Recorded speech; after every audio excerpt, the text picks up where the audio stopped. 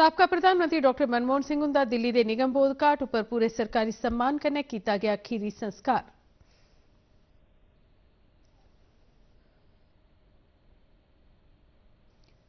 सरकार ने भारत के आर्थिक वास्तुकार डॉक्टर मनमोहन सिंह लिए स्मारक बनाने की की घोषणा।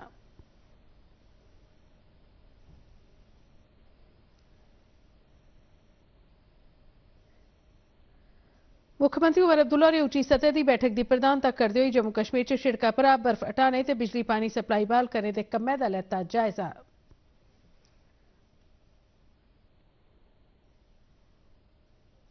ते जम्मू कश्मीर च होई इस मौसम की पहली बर्फबारी, 2 महीने का खुश्क मौसम होआ खत्म।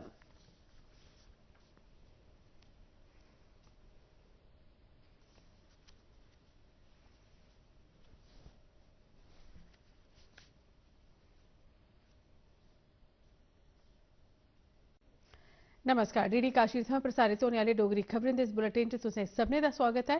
मैं सरबजीत कौर ते हुण पेश खबरां तफसील कन्नै। साबका प्रधानमंत्री डॉक्टर मनमोहन सिंह हुंदा दिल्ली के निगम बोध घाट पर अज्ज बडलै पूरे सरकारी सम्मान कन्नै खीरी संस्कार करी दित्ता गया। इस मौके पर उंदे परिवार आले, दोस्त मित्र, सहयोगी ते सरकारी अफसर भी मौजूद हे। एह्दे थमां पैह्ले अज्ज बडलै राष्ट्रपति द्रौपदी मुर्मू, प्रधानमंत्री नरेंद्र मोदी, केंद्रीय गृहमंत्री अमित शाह, रक्षा मंत्री राजनाथ सिंह ते होर दुए बड्डे नेता ते विदेशी हस्तियां भी इस मौके पर डॉक्टर मनमोहन सिंह उंदे पार्थिव शरीर पर फुल्लमाला चाढ़िए उनेंगी श्रद्धांजलि दित्ती। भूटान के राजा जिग्मे खेसर नामग्याल वांगचुक ते मॉरिशस के विदेश मंत्री धनंजय रामफुल होर विदेश हस्तियों च शामिल है, जिन्हें डॉक्टर मनमोहन सिंह होरेंगी श्रद्धांजलि भेंट की। डॉक्टर मनमोहन सिंह उंदा खीरी संस्कार सिख अनुष्ठानें मुताबक वीआईपी घाट पर किया गया। एह्दे थमां पैह्ले अज्ज बडलै डॉक्टर मनमोहन सिंह उंदा पार्थिव शरीर उंदे रिहायशी मकान थमां कांग्रेस कमेटी के दिल्ली स्थित मुक्ख दफ्तर पर आन्नेआ गया, जिथे पार्टी के अहुदेदारें ते कारकुनें उनेंगी श्रद्धांजलि भेंट की। डॉक्टर मनमोहन सिंह उंदी घरैआह्ली ते इक धी ने भी उंदे पार्थिव शरीर पर फुल्लमाला चाढ़िए उनेंगी श्रद्धांजलि दित्ती। डॉक्टर मनमोहन सिंह उंदा वीरवारें रातीं एम्स दिल्ली च उमर ते मैडिकल वजह करी काल होई गया हा। 92 ब'रे दे डॉक्टर मनमोहन सिंह होरें 2004 कोला लेइयै 2014 तोड़ी दो बारी प्रधानमंत्री दे तौरा पर मुल्खा गी अपनियां सेवां दित्तियां। उनेंगी आर्थिक सुधारें दा निर्माता आख्या जंदा है। सरकार की तरफा उंदे सम्मान च 7 ध्याड़ें दे राजकीय सोग की घोषणा की गई है। इस दौरान सभनें थाह्रें पर राष्ट्रीय झंडा भी अद्धा झुके दा रौह्ग। देश के साबका प्रधानमंत्री डॉक्टर मनमोहन सिंह उंदे काल पर अंतर्राष्ट्रीय सतह पर नेताएं डूंगा दुख बुज्झेआ ते एक अर्थशास्त्री ते राजनेता के तौर पर उंदी उपलब्धियों की सराहना की है। अमरीका के राष्ट्रपति जो बाइडेन होरें डॉक्टर मनमोहन सिंह उंदे काल पर अफसोस प्रकट किया ते भारत अमरीका सरबंधें ते विश्व स्तर के सहयोग च उंदे योगदान की चेता किया। उन्हें कल व्हाइट हाउस थमां एक शोक संदेश भी जारी किया। नेपाल के प्रधानमंत्री केपी शर्मा ओली होरें भी डॉक्टर सिंह उंदी मृत्यु पर डूंगा दुख बुज्झेआ ते उनेंगी एक दूरदर्शी नेता करार दिता। उन्हें डॉक्टर मनमोहन सिंह उंदे लोकतंत्र की मजबूत करने ते भारत नेपाल सरबंधें च दिते गेदे सहयोग गी उजागर किया। जापान के प्रधानमंत्री शिगेरू इशिबा ते विदेश मंत्री ताकेशी इवाया होरें भी साबका प्रधानमंत्री उंदे काल पर अफसोस जताया ते भारत जापान सरबंधें की मजबूत करने च उंदी भूमिका की सराहना की। तो फ्रांस के राष्ट्रपति इमैनुअल मैक्रोन होरें भी डॉक्टर मनमोहन सिंह उंदी मृत्यु पर डूंगा दुख बुज्झेआ ते उनेंगी भारत का एक महान व्यक्तित्व होने के कन्नै फ्रांस का सच्चा दोस्त भी दस्सिया। मॉरिशस च भारत के साबका प्रधानमंत्री डॉक्टर मनमोहन सिंह उंदे सम्मान च अज्ज सब्बै सरकारी इमारतें पर उंदा राष्ट्रीय झंडा अद्धा झुके दा रौह्ग। मॉरिशस के प्रधानमंत्री उंदे दफ्तरै थमां जारी सूचना मुजब देश के निजी सैक्टर गी भी राष्ट्रीय झंडे गी अद्धा चाढ़ने की अपील की गई है। मॉरिशस के विदेश मंत्री धनंजय रामफुल डॉक्टर मनमोहन सिंह उंदे संस्कार च शामिल होने लिए दिल्ली आए हैं। मॉरिशस के प्रधानमंत्री नवीन राम गुलाम होरें पोर्ट लुई च भारतीय उच्चायोग च आइए शोक पुस्तिका पर दस्तखत भी किए। केंद्रीय गृह मंत्रालय ने आख्या जे सरकार साबका प्रधानमंत्री डॉक्टर मनमोहन सिंह उंदे स्मारक लिए एक खास थार हासिल करवाग। केंद्रीय सरकार ने मुल्खा के आर्थिक विकास च दिते गए महत्वपूर्ण योगदान की मान्यता दिंदे हुए डॉक्टर मनमोहन सिंह उंदे सम्मान च एक स्मारक ते समाधि बनाने की घोषणा की है। इस फैसले बारे जानकारी केंद्रीय गृह मंत्री अमित शाह ने कांग्रेस अध्यक्ष मल्लिकार्जुन खड़गे होरें गी दित्ती। बीजेपी के सांसद ते राष्ट्रीय प्रवक्ता सुधांशु त्रिवेदी होरें अज्ज आख्या जे केंद्रीय मंत्रिमंडल ने कल अपनी बैठक दौरान इस बारे पेश किए गए प्रस्ताव की मंजूरी दी।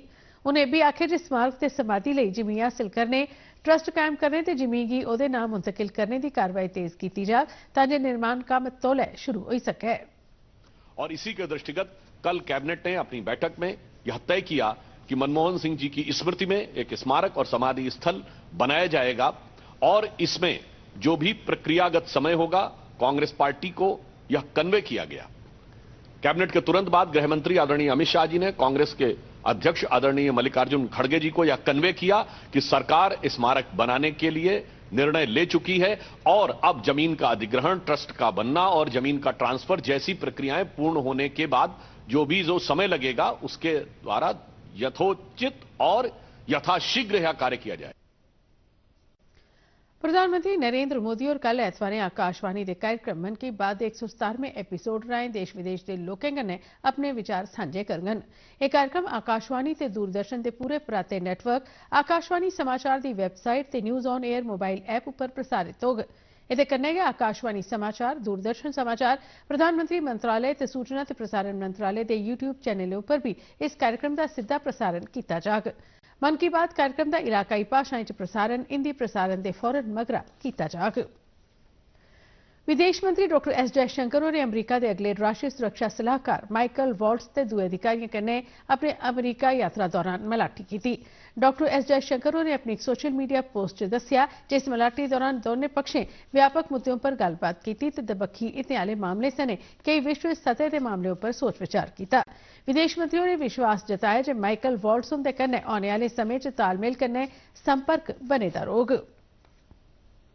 साबका वित्त मंत्री अरुण जेटली उनकी जयंती पर गृह मंत्री अमित शाह ते कई सीनियर बीजेपी नेताएं उन्हें चेता किया।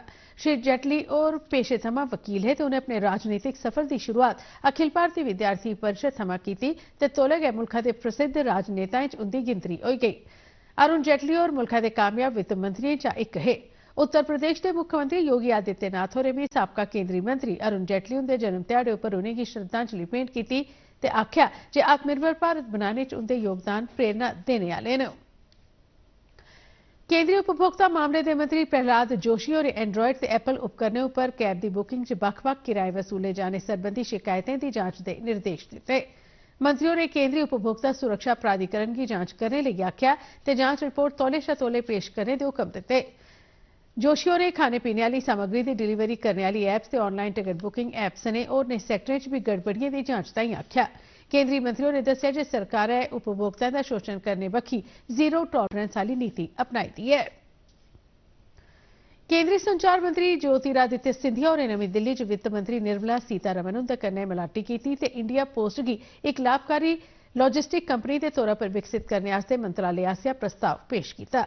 इस प्रस्ताव च शामिल भारतीय डाक विभाग की विकसित करने वाली नवीं योजना बारे सिंधिया होरें दस्सिया जे डाक विभाग की बद्ध शा बद्ध प्रक्रियाएं गी डिजिटल किया जाग। उन्हें आखेआ जे मूल ढांचे का विकास किया जाग ते देश भरै च डाकघरें गी बनाने संवारने के अलावा स्टाफ क्वार्टरें च भी सुधार किया जाग। मुल्खा च 2023-24 माली बरे दौरान हुणे तोड़ी दी सभनें थमां मती कोले की पैदावार हासल की गई है, जिहड़ी 2022-23 की पैदावार 893.191 मिलियन टन के मुकाबले 997.826 मिलियन टन ही। इस तरीके 11.71% का बाद्दा दर्ज किया गया है। कोला मंत्रालय ने अपने एक बयान च आखेआ जे मुल्खा ने इस महीने की 15 तरीक तोड़ी 963.11 मिलियन टन कोला सप्लाई किया है। मंत्रालय ने भी आखेआ जे आत्मनिर्भर तैह्त किए गए सुधार वाले सरिस्तें कारण कच्चे कोले की घरेलू पैदावार अगले 5 ब'रें च 140 मिलियन टन पुज्जी जाने की मेद है। मंत्रालय ने भी दस्सिया जे 2023 च भी माली बरे दौरान कच्चे कोले की कुल घरेलू पैदावार 66.821 मिलियन टन ही। मुख्यमंत्री उमर अब्दुल्ला ने एक वीडियो कॉन्फ्रेंस मीटिंग राएं जम्मू कश्मीर के सभनें जिलें च शिड़कें पर बर्फ हटाने ते जरूरी सेवाएं गी बहाल करने का जायजा लैता। यह मीटिंग गांदरबल के वीडियो कॉन्फ्रेंसिंग हॉल च लोआई गई, जिथे चीफ सैकटरी ते जम्मू कश्मीर के डिविजनल कमिश्नर शामिल होए ते सभनें जिलें के डिप्टी कमिश्नरें वीडियो कॉन्फ्रेंसिंग राएं एहदे च हिस्सा लैता। कल होई दी बर्फबारी करी घाटी के कई जिलें च आम जनजीवन प्रभावित होआ है। मुख्यमंत्री ने डिप्टी कमिश्नरें की बर्फ हटाने वाले कम्में की आपू निगरानी करने ताईं आख्या ते जिला प्रशासन गी निर्देश दिते जे दौं घंटे मगरा मुख्यमंत्री उंदे दफ्तर ते चीफ सैकटरी उंदे दफ्तर की स्थिति की जानकारी दी जा। मुख्यमंत्री ने सभनें जिला ते उपजिला अस्पतालें च डॉक्टरें ते पैरामैडिकल कर्मियों की 100% हाजरी गी यकीनी बनाने ताईं भी आख्या। डोडा जिले च मौसम की पहली बर्फबारी कन्नै लोकें राहत महसूस की है कि जे एहदे कन्नै खुश्क सर्दी उपर रोक लगोग। बर्फबारी कन्नै जिथे मौसम साफ ते खुशनुमा होई गेदा है उत्थे गै कई इलाकें च बिजली सप्लाई ते शिड़क संपर्क च भी विघन पिया है। डोडा के डिप्टी कमिश्नर हरविंदर सिंह होरें दस्सिया जे बर्फबारी करी बनी दी अड़चनें गी तौले दूर किया जाग। उन्हें यकीन दवाया जे भद्रवाह ते गंदोह ने इलाके च बिजली की सप्लाई की प्राथमिकता के आधार पर बहाल किया जा रहा है।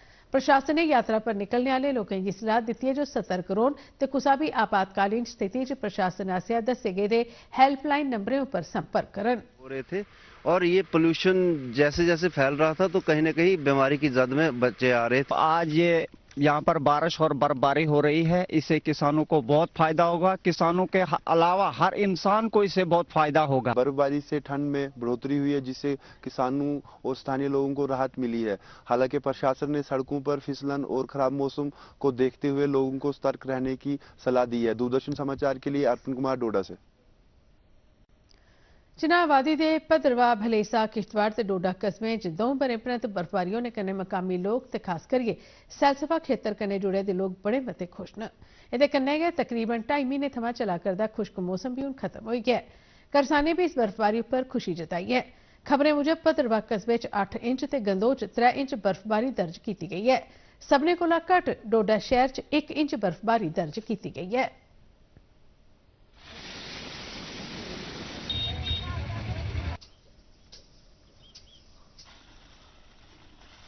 22 साल के बाद जो है बर्फबारी हो रही है, काफी जो है खुशी हो रही है क्योंकि पहाड़ों पे तो बर्फ गिरती थी लेकिन बाकी जगहों पे जो है नॉन इन पे नहीं गिरती थी। शुक्र है ऊपर वाले का, हम जैसे छोटे मोटे किसानों को ये फायदा हुआ कि बारिश हुई, बर्फबारी हो रही है आज, तो इंशाल्लाह आगे वाली जो हमारी ये जो फसलें बनेंगी वो भी अच्छी बनेंगी। चिनाब क्षेत्र की वादियों में हो रहे भारी हिमपात से जहां स्थानीय निवासियों ने राहत की सांस ली है, वहीं पर्यटन और कृषि उद्योग के लिए इसे एक नेक शगुन माना जा रहा है। दूरदर्शन समाचार के लिए भद्रवाह से ताहिर नदीम खान यूसुफजई।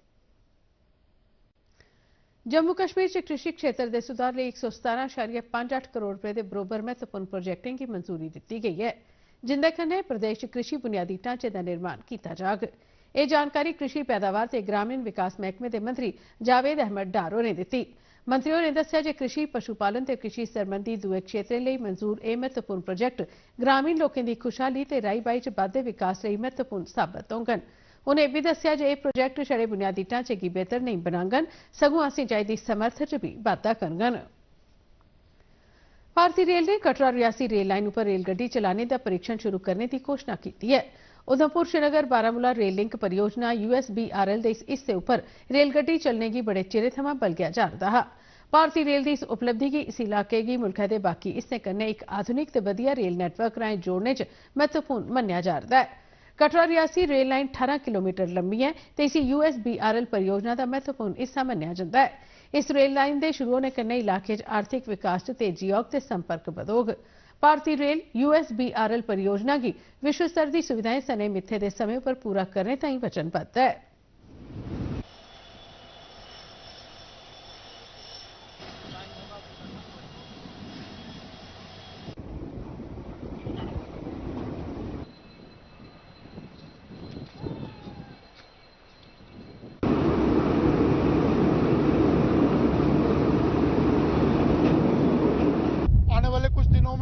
भारतीय रेलवे की ओर से ये सौगात दी जा रही है कि देश के किसी भी कोने से अब कश्मीर घाटी तक रेल से पहुंचा जाएगा, जिसके लिए परीक्षण लगातार चल रहे हैं। देवेंद्र ठाकुर, दूरदर्शन समाचार, रियासी। भारतीय सेना के 334 अधिकारियों ते जवानों पर आधारित एक टीम 18वें बटालियन सतह के सांझे फौजी अभ्यास सूर्य किरण च शामिल होने ताईं रवाना हो गई है। यह अभ्यास इस महीने की 31 तरीक थमां अगले महीने की 13 तरीक तोड़ी नेपाल की सलजंडी थारों पर आयोजित किया जाग। रक्षा मंत्रालय ने अपने एक बयान च आख्या जे इस अभियान का मकसद जंगल युद्ध पहाड़ी इलाकें च आतंकवाद विरोधी कार्रवाइयां ते संयुक्त राष्ट्र चार्टर तहत मनुखी सहायता ते आपदा राहत हासिल करवाने जनेह कम्में च अपनी कुशलता की बधाना है।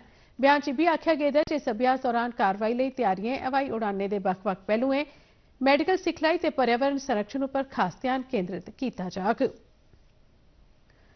तो उस खबरें का बुलेटिन साढ़े YouTube channel www.youtube.com/DD News Jammu पर भी दिखी सकते हो। इसके अलावा हम तो साढ़े चैनल YouTube के QR कोड की स्कैन करिए भी दिखी सकते हो। खबरें इस बुलेटिन च बस इन्ना गै, दियो इजाजत, नमस्कार।